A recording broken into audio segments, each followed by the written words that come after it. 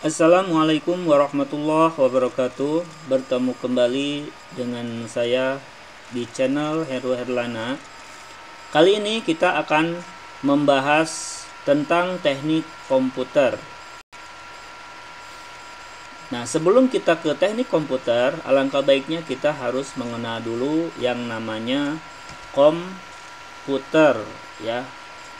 Komputer, kalau misalkan kita lihat dalam kehidupan sehari-hari sangat berperan sekali karena sangat dibutuhkan untuk saat ini. Ya, beda dengan zaman dahulu. Sekarang komputer ini sangat dibutuhkan sekali baik dalam hal industri, ya, pemerintahan dan yang lainnya. Bahkan seluruh pabrik juga sekarang sudah menggunakan yang namanya komputer. Oke, kita lanjutkan. Ya, materi yang akan kita pelajari yaitu tentang mengenal komputer, diantaranya adalah pengertian komputer, kemudian fungsi dan keunggulan komputer dan jenis-jenis komputer. Oke, ya, sebelum kita ke yang lainnya, kita harus mengetahui dulu perkembangan komputer pada saat ini, ya. Komputer pada awalnya, ya, pada awal perkembangannya komputer digunakan untuk mendesain pesawat terbang dan peluru kendali pada masa Perang Dunia Kedua. Dan seiring perkembangan zaman, ya, komputer kini berubah fungsinya untuk membantu pekerjaan manusia dengan cara mengolah data berupa angka teks, gambar dan sebagainya. Ya. Nah, itu adalah kemudian yang pertama yang akan kita pelajari adalah pengertian komputer. Ya, karena kita sering mendengar dalam kehidupan sehari-hari ini kata-kata komputer. Apa sih komputer? Ya. Nah, pengertian komputer kalau dilihat atau menurut bahasa berasal dari bahasa Latin yang asal katanya, ya, computare atau komputer dibacanya, yang artinya adalah alat hitung. Sedangkan menurut istilah bahwa komputer ini merupakan perangkat teknologi informasi dan komunikasi yang dapat mengolah data menjadi informasi dan dapat menjalankan program berdasarkan suatu aturan tertentu. Nah, itu adalah pengertian komputer. Jadi kita harus mengetahui dulu, ya, pengertiannya menurut bahasa, kemudian menurut istilah. Kenapa menurut bahasa bahwa komputer ini berasal dari bahasa Latin dan artinya adalah alat hitung? Karena memang zaman dahulu bahwa komputer ini digunakan untuk menyelesaikan aritmatika atau penyelesaian perhitungan. Tetapi karena perubahan zaman pada sekarang ini, jadi komputer ini digunakan dalam segala aspek, ya, dalam kehidupan sehari-hari. Mungkin dalam ilmu pemerintahan, dalam perbankan dan yang lainnya, ekonomi juga sekarang sudah menggunakan yang namanya sistem komputerisasi. Itu adalah pengertian dari komputer, ya, ada menurut bahasa dan juga ada menurut istilah. Kemudian kita lihat pengertian komputer menurut para ahli.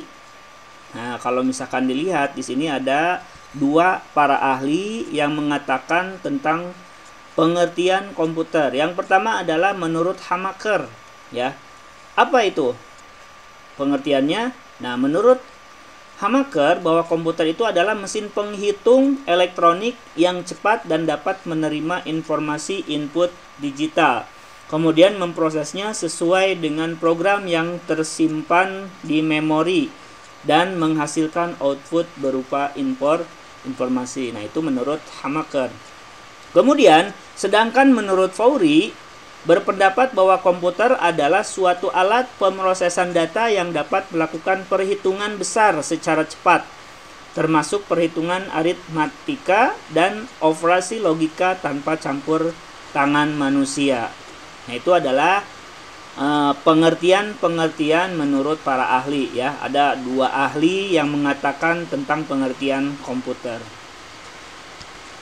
Tuh. Kemudian kita lanjutkan. Yang selanjutnya adalah fungsi dan keunggulan komputer. Nah, fungsinya seperti apa? Fungsi dari komputer antara lain menghitung, membandingkan, menyimulasikan kegiatan-kegiatan dan mengontrol proses dalam sebuah industri. Itu fungsi komputer yang pertama. Yang kedua adalah menambahkan, memperbaiki dan mengambil informasi sampai mengirimkan kembali ke benua lain melalui satelit, komunikasi, dan saluran telepon. Yang ketiga adalah melakukan pekerjaan yang berhubungan dengan penelitian ilmiah. Kemudian yang keempat, dapat menguji semua pekerjaan-pekerjaan dengan benar, tepat, mudah, dan cepat.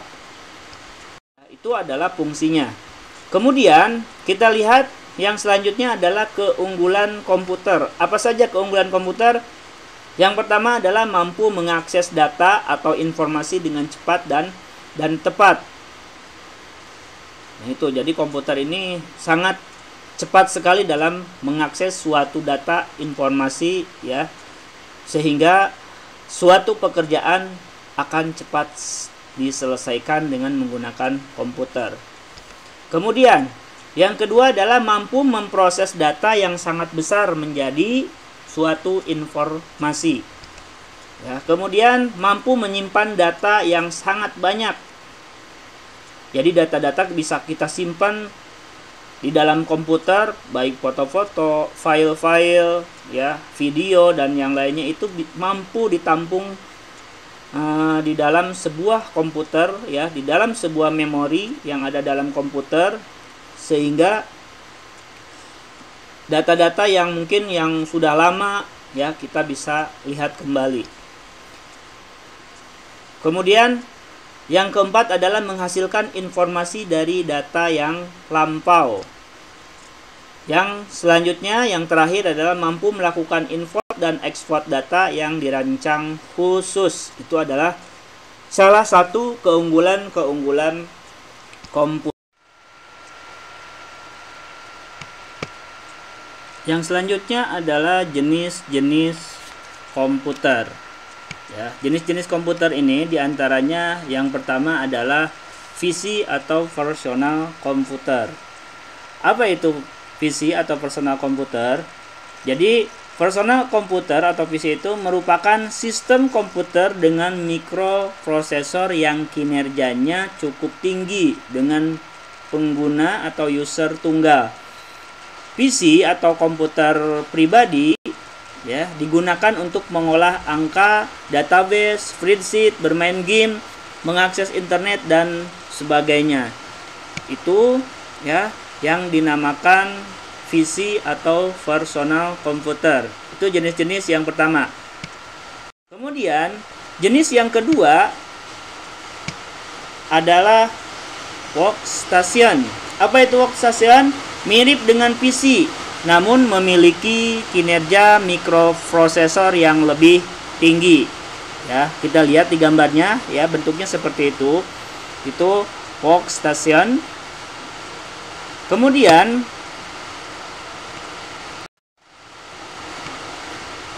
yang ketiga adalah mini komputer. Nah, mini komputer kita lihat di gambar, ya, ada yang bentuknya seperti handphone, karena mini komputer itu ya handphone juga disebut mini komputer. Pengertiannya bahwa mini komputer itu merupakan sistem komputer dengan multi user yang dapat digunakan oleh ratusan pengguna atau lebih, karena memang setiap orang itu menggunakan mini komputer.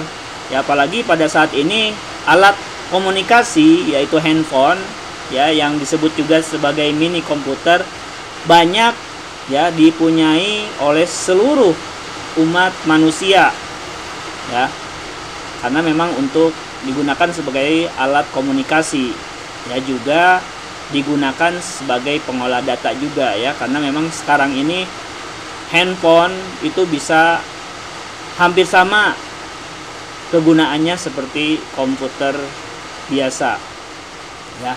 Itu adalah mini komputer. Ya, yang selanjutnya Setelah tadi ada PC, workstation, mini komputer, yang keempat adalah mainframe komputer ya. Kita lihat dari gambarnya, mainframe itu seperti itu ya, komputernya besar-besar sekali. Karena sesuai dengan pengertiannya bahwa mainframe itu sistem komputer multi-user. Namun dia memiliki teknologi perangkat lunak software yang berbeda dengan mini komputer. Tuh. Itu adalah mainframe komputer. Yang terakhir adalah superkomputer. Kita lihat dari gambarnya ya, superkomputer itu seperti itu ya. Nah, kalau misalkan dilihat dari pengertiannya bahwa superkomputer merupakan sistem komputer dengan performa yang tinggi ya, dapat menjalankan ratusan juta instruksi per detiknya. Ya, disebut superkomputer itu adalah komputer paling besar. Makanya disebut dengan dapat menjalankan ratusan juta instruksi per detiknya. Ya, itu adalah superkomputer. Jadi tadi jenis-jenis komputer itu ada 5 ya, ada PC, workstation, mini komputer, mainframe, dan superkomputer. Ya, itulah materi yang dapat Bapak sampaikan saat ini ya, mudah-mudahan dapat dimengerti. Selanjutnya nanti kita lanjutkan materi-materi yang belum kita pelajari. Terima kasih ya, jangan lupa di like and subscribe video tersebut. Terima kasih. Wassalamualaikum warahmatullahi wabarakatuh.